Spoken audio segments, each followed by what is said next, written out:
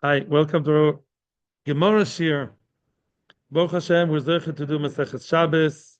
Very interesting things to do with Muktzeh, a lot of big yisodos. What Muktzeh is all about, the history of Muktzeh, the foundations of Muktzeh. Let's go. Bezos Hashem.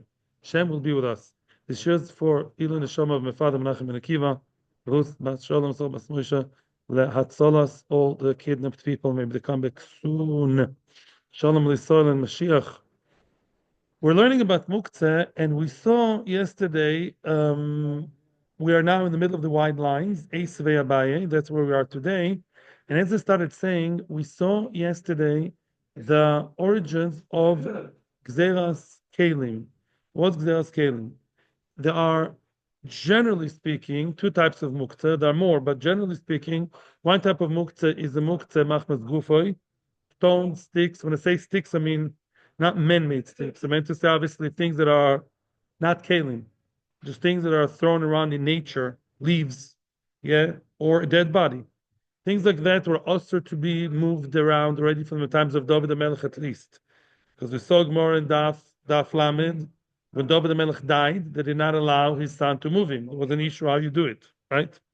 Then came another Gzera, which we're learning about now, is Man Nehemiah. In times of Nehemiah, people were very lax when it came to Shmirat Shabbos, as we're going to see now.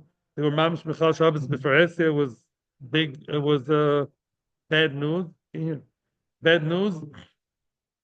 Nehemiah and his Beis Din, I guess, they found it necessary to make a very very strict gzera and did not allow people to move almost anything on Shabbos.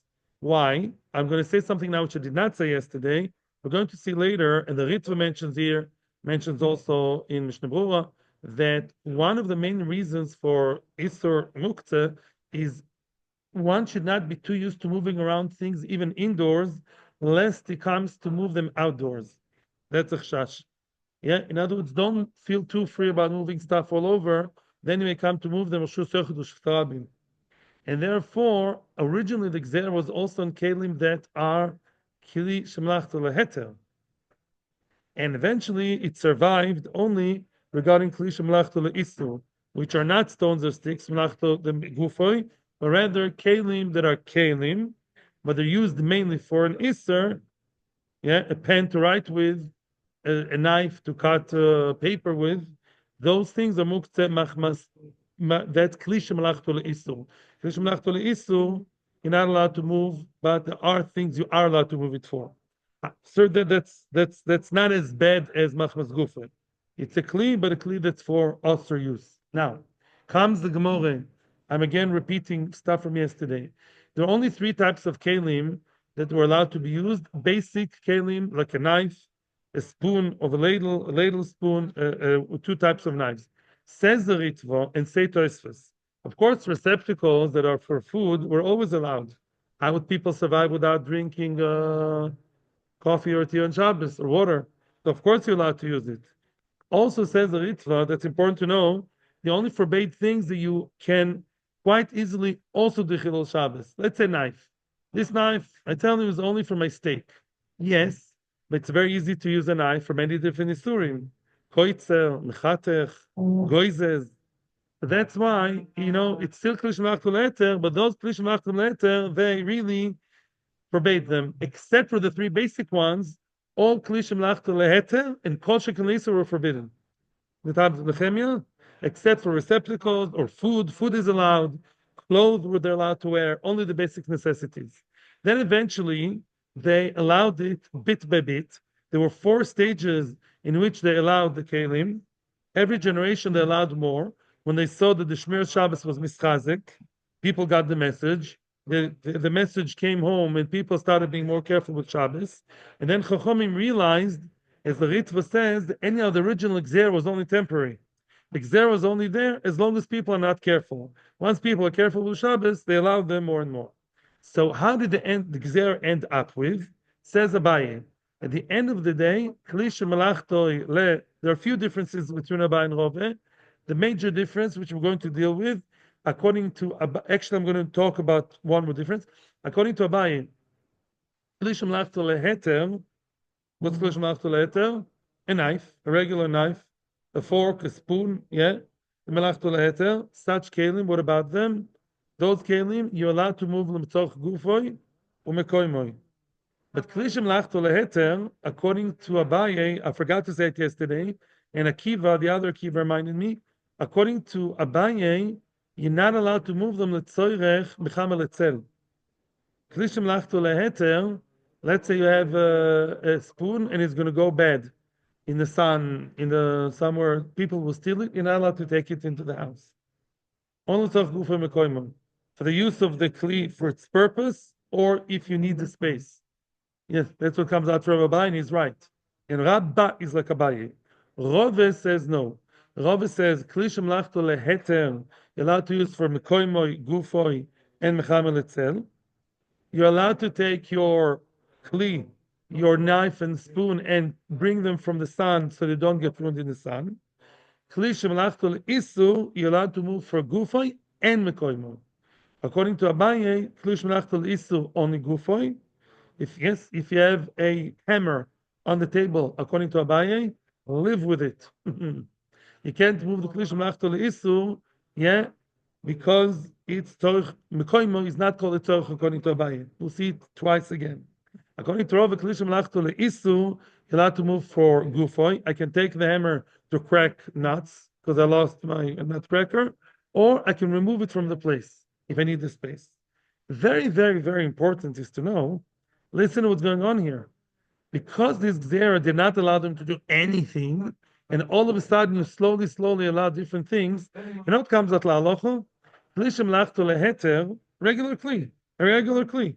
Melachto leheter, you're allowed to move it for gufoy, mekoimoy, mechamel etzel. I'm allowed to take my regular nut cracker to crack the nuts, yes. That's melachto leheter, you're allowed to crack nuts on Shabbos. I'm allowed to move the nutcracker because it's disturbing me here and I need the space for something else. I also am allowed to bring the nutcracker from the garden into my house, yeah, as long as it's the same reshus, so people don't steal it or the sun doesn't ruin it. But people don't always know. Halacha l'maaseh, 2024, you're not allowed to move klishim lachto leheter for no reason. You start want to play around with something for no reason, you're not allowed to. Except for, according to some poskim, if it's clay or shulchan, which maybe there was never xera, like the receptacles, like the soup plate or the spoons, that is maybe it's mutter. But stomachally, the nutcracker, the things like that, you can't play around, start moving it around. Like a corkscrew for a I was thinking about this, right? Corkscrew. I also thought you can't play around with it. It's very a lot of fun to play with it, stam. Yeah. Unless it's a teshim, you know to go up and down. You feel like you're a guy in the gym, not you, him, right? It looks like he's going up and down. So I'm not sure. So people would say that's my need on Shabbos. My psychological need is to have this fun, you know, and feel like you're 3 years old again. I don't know. Ask your local Orthodox rabbi, male rabbi. So that's Atkan Machloek Sabah and Rabbi. All we have to know right now, let's focus on one thing before we start today's shir. Long introduction today. According to Abaye, Klishim lachto leisu, you're not allowed to move l'tzorch mekoimon. Yeah, if I need the space, tough luck. According to Rava, you are allowed to move Klishim lachto leisu l'tzorch mekoimon. Very nice. Eis Abaye.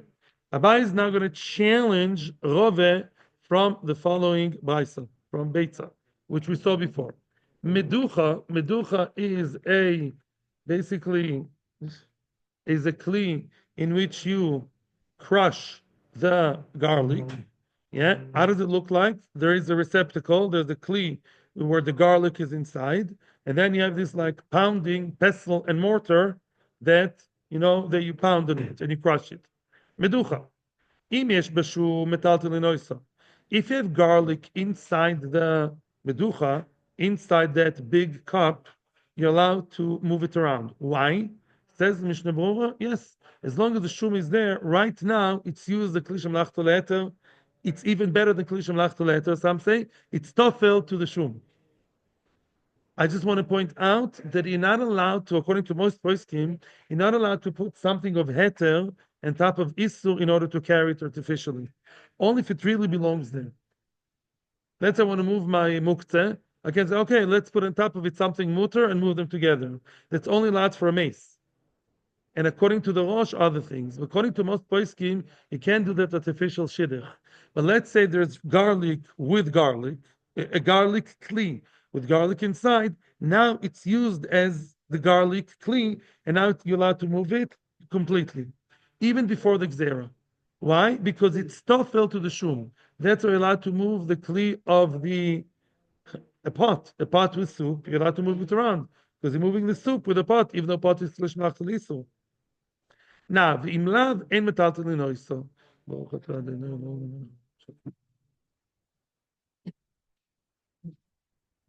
If there's no garlic, you're not allowed to move the meducha.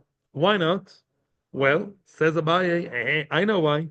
Because I'm Abaye, and I think when we say en metaltel linoiso, it means this is klishim lachto leisu, right? The meducha. According to you, Rava, you're allowed to move it back and forth. Gufa and the koimoy.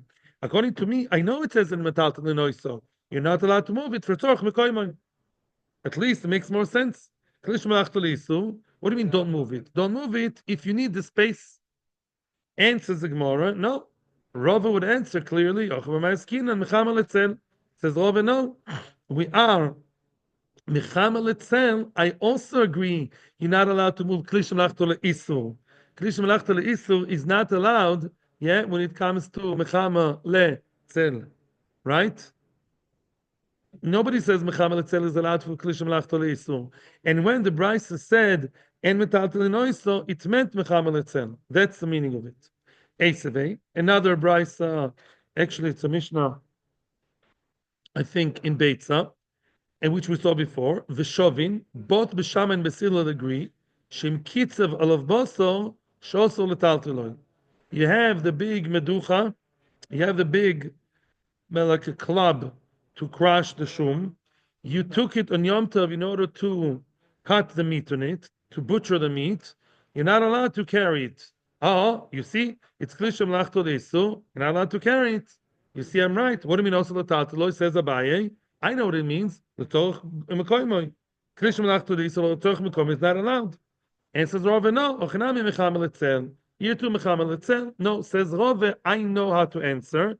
I believe the klishim lachto leislu is not a free for all. It's okay for gufoy, for mekoimoy, but it's also mechama letzel. When we said don't move it, we meant don't move it mechama letzel. Now, I just want to point out, if you remember, in Amud Aleph we had the very similar discussion, and then there was a different answer that those mishnahs are very strict and don't allow you to move it at all, because then we find that these mishnahs go according to Rabbi Nechemia. Discuss it later. I'm just reminding you, lurking in the corner, there's Rabbi Nechemia. Rabbi Nechemia is super strict about Muktzeh. He says that even today, Muktzeh, you're only allowed to use for its original designated purpose. Yeah? If you have a bottle, I'm not allowed to use this bottle for water for drinking. I'm not allowed to use this bottle to scratch my back. According to Rabbi Nechemia, only for its designated purpose. So beforehand, Rabbah answered that these Mishnayos are talking according to Rabbi Nechemia that forbade everything. That's why he said that the Meducha and the Eli, you can't move them for anything. Rove does not want to talk according to Rabbi Nechemia because Rabbi Nechemia is not la'alocha. Rabbi Nechemia is not paskin la'alocha, so he prefers saying we're talking Mechama Letzen. The prohibition is Mechama Letzen. Amar B'chanina. Now some history again. Bimei Nechemia ben Chachalia, Nishnes Mishnezu. This Mishnah that we learned, that one is not allowed to move all these kalim except for three, it was taught in the times of Nehemiah. Let me explain. What does it mean, Bisman Nehemiah? The Gzer was established in the times of Nehemiah when they came back to Eretz Yisrael from the Golus. They were holding very bad in Ruchnias. The level was low. Lots of people were married to Goites. Ezra had to separate them from the Goites. And there was terrible Chilul Shabbos. They established that Gzera, and Tosfos says in the Kama about other things, Bimei means the Gzera was only said for that generation. Because otherwise, how can they start allowing the Gzera? How did later generations come and permit the Gzera slowly but surely? Reform. You're not allowed to change the Rabbanon. But that Gzera was made only for that generation as long as they're not improving the Shmiras Shabbos. L'chatchila, there was an embedded condition that if they improve the Shmiras Shabbos, it will be okay. They'll change the Gzera and allow it again, permit it again, release it again. Dichtiv, what does it say about Nehemiah? Bayimim ha'ema, those days, yeah? Yeah, I really don't like this, the way this page is so annoying. Bayimim ha'ema, I'm sorry. By Mimahem Roisi Beyehuda says the Novi, I saw in Yehuda terrible Chilul Shabbos. Doichim Gitois b'Shabbos. They would press the wine on Shabbos. Umivima Remois. They would bring, heaps and piles of fruit on Shabbos. See the continuation of the pasuk. V'em Simala Chamorim. They would load the donkeys on Shabbos with the schoiro. V'fiyayin Novim v'teinim v'chol masa. Wine, grapes, everything free for all, like Tel Aviv on Shabbos. They called Mavin Yerushalayim on Shabbos. It wasn't Tel Aviv, Yerushalayim. On Shabbos, they would bring to Yerushalayim. So which malacha were they over? Pressing. And also a lot of what? They would bring Mashus on Shabbos, the schoira, the goods. That was very bad. And that's why he had to be goes with Dafkon Muktzeh. Don't move around Kalim even indoors. To be extreme, go to the other extreme. So then people realize I can't just move anything I want. And they listened. Here we come to a very, very interesting moral regarding to what we just said. We're going to see now a collection of 4 Mishnayos from 4 different places in Shas, completely different places, 4 different Mishnayos that seem to be super strict about Muktzeh, stricter than you can imagine. So, of course, the Gemara is going to say that these 4 Mishnayos were taught regarding the time before Ezra, of Nehemiah, before they allowed the Gzera. Let's see.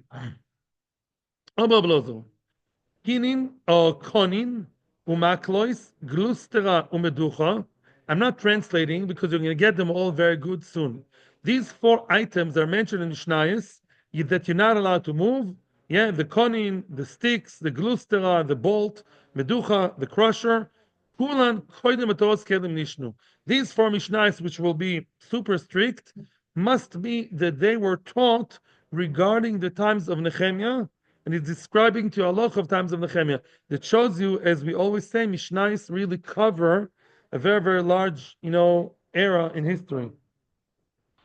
Very long era, from before the Churban, after the Churban, the Chule. Konin. Let me just describe to you, although I'm sure you know it yourselves, but let's just remember again. How did the shulchan of lechem aponim look like? You basically had a golden table. There are 2 sets of long sticks, the kinim, the ksovois, the konim. There were 6 breads on each pile, 6 over here, 6 over there. Between each bread and the one above it, there were 3 like half hollow canes, like half a cane, 3 of them, to allow air between the breads. Everybody knows lechem aponim was a miracle. Says Rashi, you behave with this bread as if it's normal bread you bought from angels, from Berman. And now these 3 konim are between each bread and between each and every layer of bread, there were 3 konim. How would you change the bread on Shabbos? On Friday you bake it, you bring it to Beis Hamikdash. On Shabbos morning, what do? You move the bread, the old bread you take, the one that was there already for 8 days, or actually 9 days, and actually 8 days, and then you bring in quickly, homid should be straight away, according to some opinion in Menachos, straight away you bring the new bread. And the bread that was there for 8 days, they eat. After the Lavoina, they eat the bread, the koyanim. So now there's a changing of the guards, the old bread goes, the new bread comes. I would say you keep the shulchan as it was, take out the old bread and inch in the new one. Apparently, no. It says that the konim themselves, those canes, were not there on Shabbos. You have to remove the konim before Shabbos on Friday, put the breads one on the other, touching each other with no canes in between, and on Muktzeh Shabbos, you return the 3 konim, boom, boom, boom, boom, boom, between each bread and the other. So the konim were not there on Shabbos. Shabbos was konim free. You had the bread straight without the 3 half sticks in between them. Why? Let's see. Amar Blozo. Konim.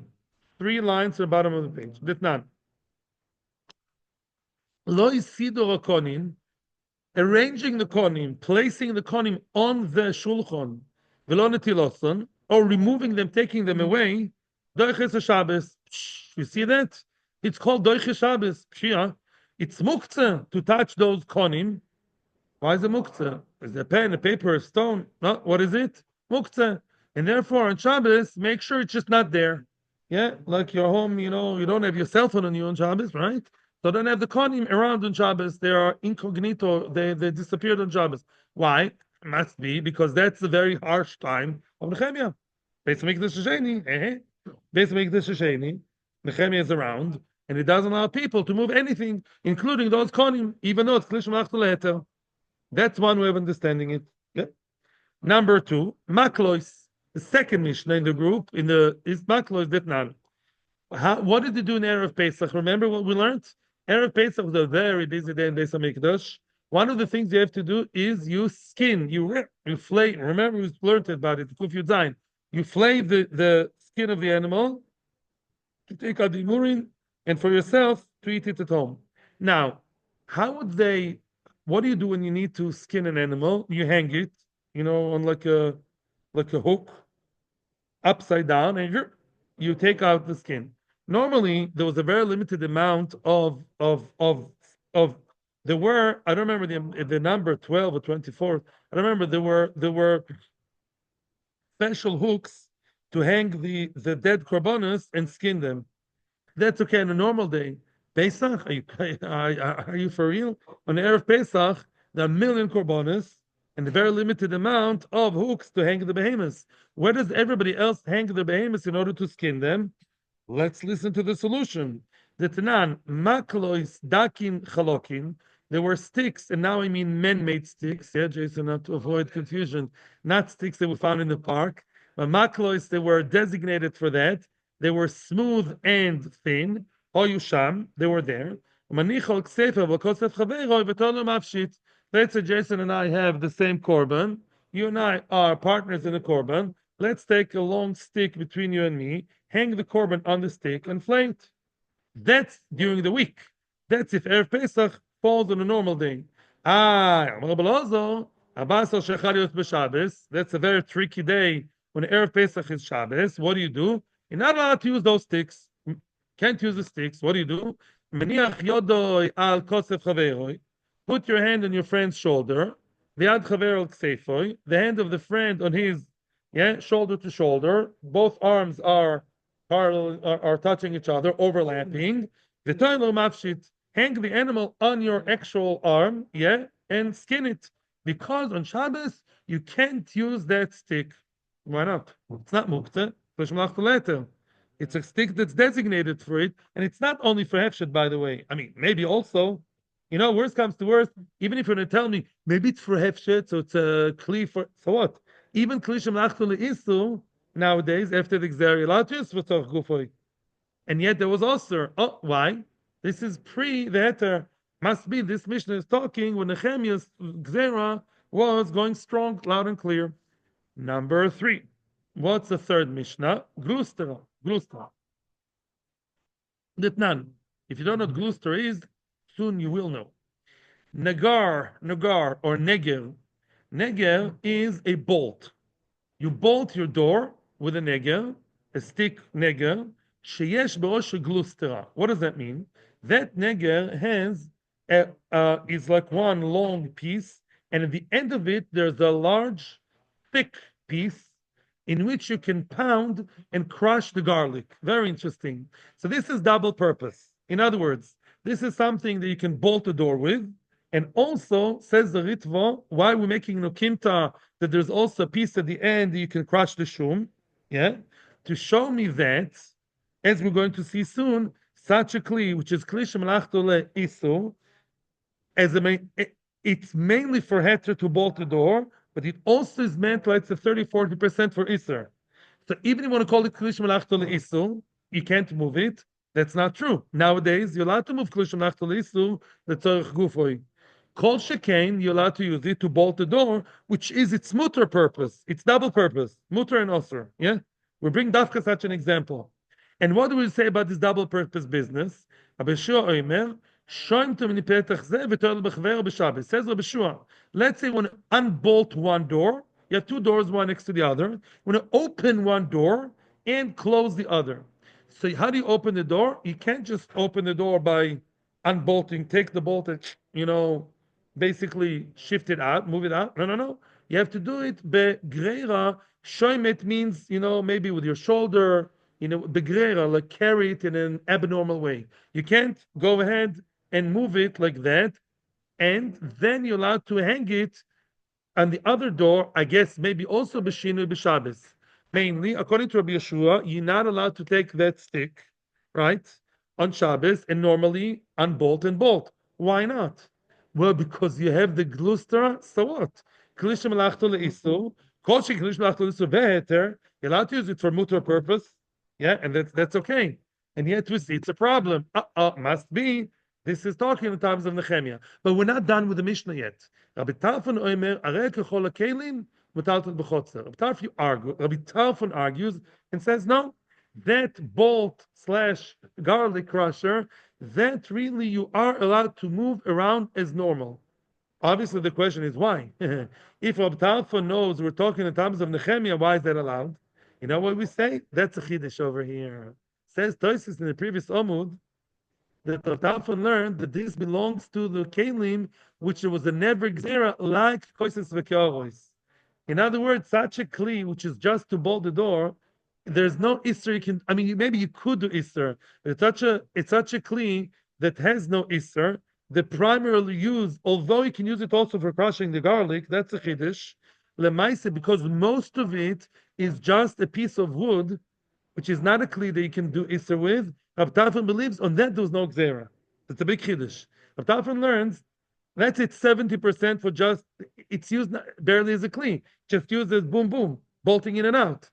You can also use it for the shum every once in a while. It doesn't make it a kli at all. It's just the bolting in and out, which is like using a cup. It's something basic and very innocent, not something meant for iser bichlal. That even the gzera doesn't include it.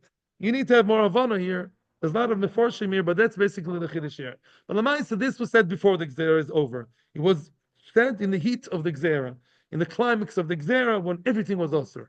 So therefore, says Rabbi Yeshua, you can't unbolt and bolt your door. Now, meducha, odamoron, meducha, the fourth one, we said it already. What did we say? A meducha, you're not allowed to move unless you have garlic inside. But if the meducha, which is a receptacle, klikibul, to have the shum inside, can't move it. What do you mean you can't move it? It's true that Rava gave an answer and Rabbi gave an answer, but the Poshet Pshat means don't move at all. All the Amoraim before, they gave shtik, not shtik, they gave Pshat, mukimtes. What does it mean not to move the meducha? It means l'tzarech mekoimo, according to Abaye. It means mechama letzel, according to Rava. It's only according to Rava. Nehemiah says Rabba. The Pasha Pshat is what? Don't move it. The Pasha Pshat says, don't move the Meducha. Finish. Not at all. Because that's at the time of Nehemiah. The time of Nehemiah, you just freeze right there. You think Shabbos is difficult sometimes? think again. Think of the times of Nehemiah. And they didn't complain. Now comes a huge chiddush. Oh. Omar Rabba is going to turn everything over. Rabba is going to turn over everything. Rabba is going to change Rabba. I just want to remind everybody here. Rabba. This is very important. And I saw this Ritva, and it made me so. For the first time, I really chapped it. The Ritva. Rabba, if you remember, is like Abaye in the sense that they believe that cannot be moved mechamel itself. Yes. Only gufa and mekoymoy. And gufa and mekoymoy is very limited. Only if I need the space, right? What? Yes, they are machmir, true. Rabba from before, and Abaye, and Rabba later. We'll see time and again that they're in agreement, and Rova is the mekel. Having that in mind, see Rabba that even nowadays, says Rabba, even though you're allowed to do gufa mekoymoy, it's still very limited.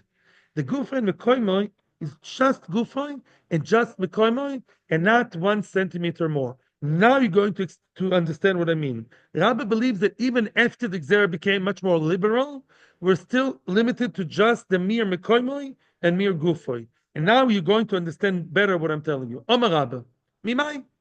Mimai means who told you? How do you know that these four Mishnayos are talking in the times of the Gzera? Wow, wow, wow, wow. How do you know? I have a whole different suggestion. Maybe all these four super strict Mishnayos were really taught after a Torah's Kalim. Even at the later stage, you remember there were four stages to the Heter. We're talking after stage four, and even so, you still have limitations. Let's see. Konim, time am I? What's number one? Remember, these are the konim, the three canes that are there for air movement, right? For air supply between the different breads, yeah, the loaves. And what did we say? Why aren't you allowed to move it on Shabbos? Nehemiah, the times of Nehemiah. No.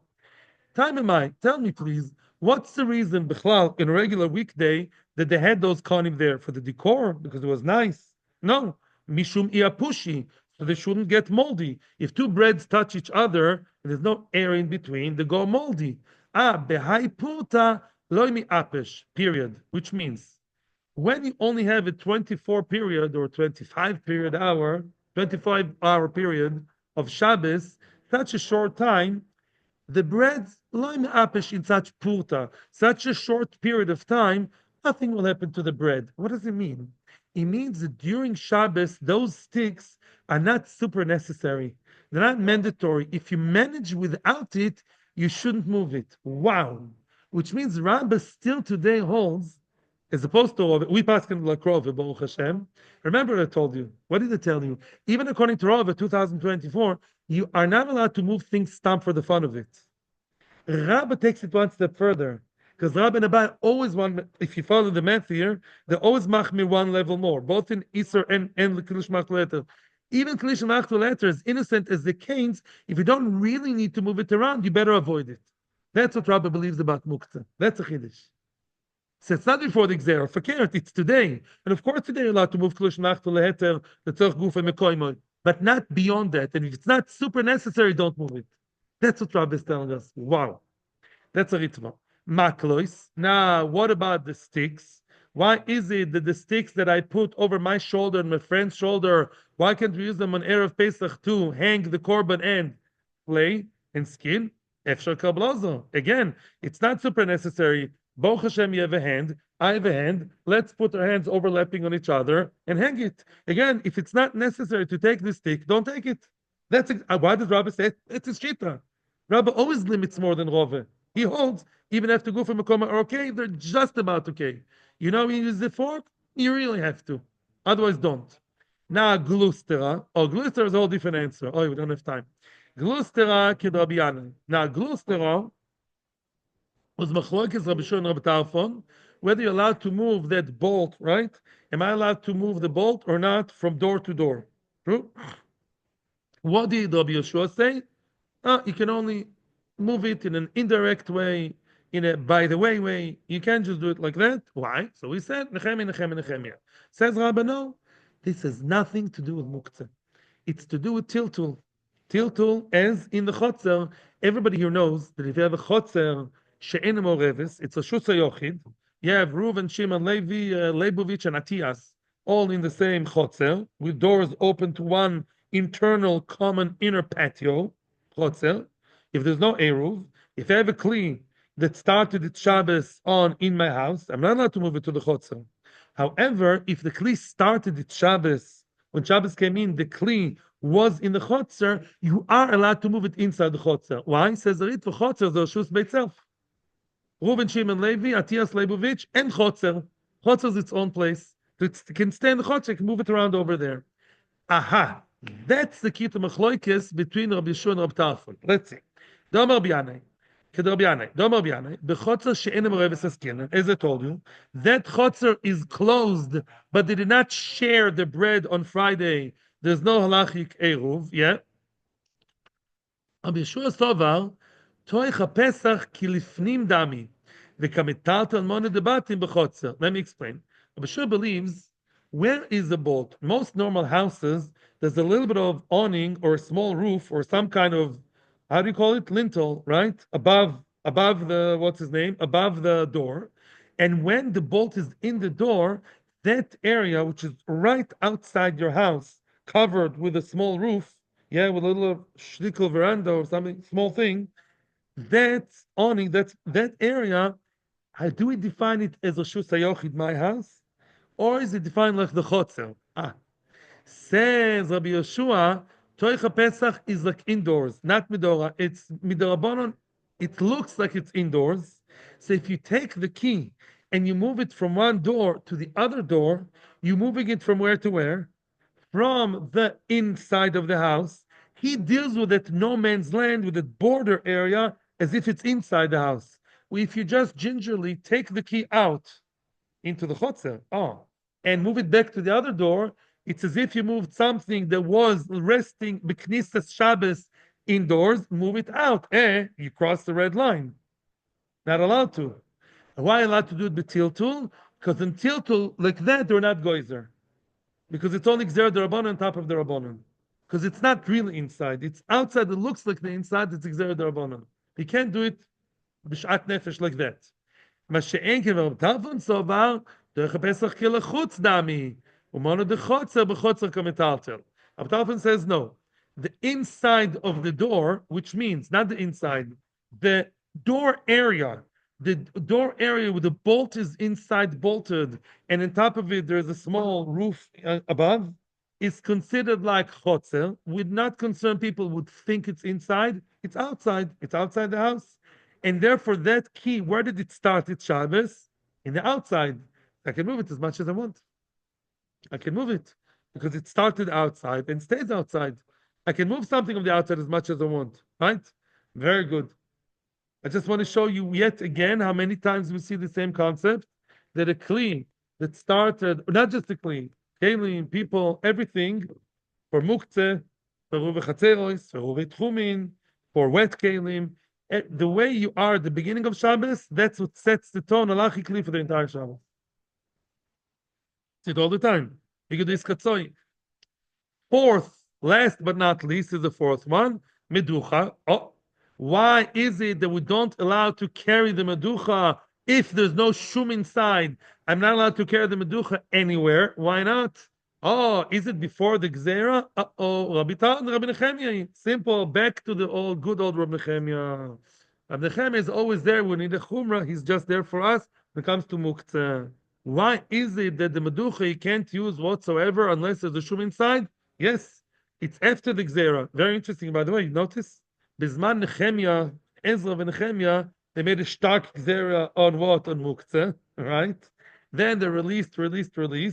But then Nehemiah, the Tana Nehemiah, he holds that even nowadays, although you're allowed to use it for tzorech gufoi, says Rabbi Nehemiah, what's his shita? You're only allowed to use kli shemlachto leheter for the heter purpose.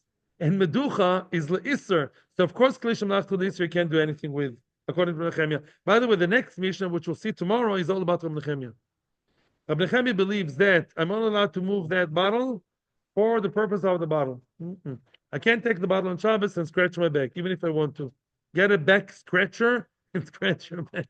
You can't switch, yeah? You can't use anything for a purpose other than that it was designated and manufactured for. So, the meduch, of course you can't move, because it's meant for Isser. So that's a Rabbah answers all four cases.